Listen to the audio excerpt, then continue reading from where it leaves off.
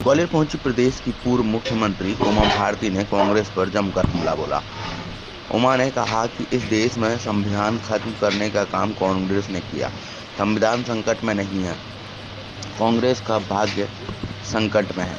सोनिया और राहुल संविधान और देश समझ रहे हैं, डूबते जा रहे हैं। वो उन्हें लग रहा है दुनिया डूब रही है। वहीं उमा ने सिंधिया को अपना प्यारा भतीजा बताते हुए कहा, सिंधिया मेरे प्राण में बसते हैं। जब जब हम कांग्रेस से परास्त हुए हैं, वापस सत्ता में लाने का काम सिंधिया परिवार ने किया। यहाँ मैं नहीं भूलूंगी, बीजेपी भी नहीं भूलेगी। इस देश में संविधान ख़त्म करने का काम कांग्रेस ने किया है जब इमरजेंसी लगाई है। और इमरजेंसी लगाने का कारण इंदिरा गांधी जी का चुनाव हारना था।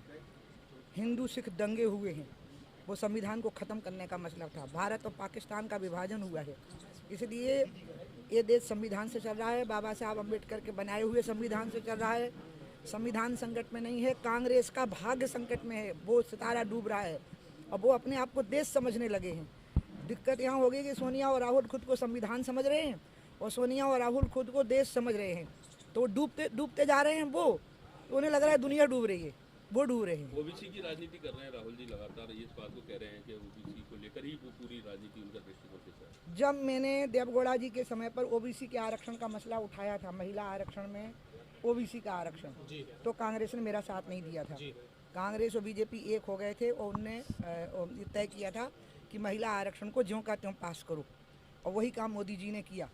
अब कांग्रेस ने अपना स्टैंड बदला है, क्योंकि पिछड़ों में उनका जनाधार मोदी जी ने ख़त्म कर दिया। आज देश की सारी जातियाँ, अगड़ी पिछड़ी, हिंदू मुस्लिम सिख ईसाई, सब मोदी जी की तरफ हो गए हैं, इसलिए अब वो ये बात कह रहे हैं। पहली बार आप प्रचार प्रसार करने के लिए पहुंचे अपने भतीजे के यहाँ से।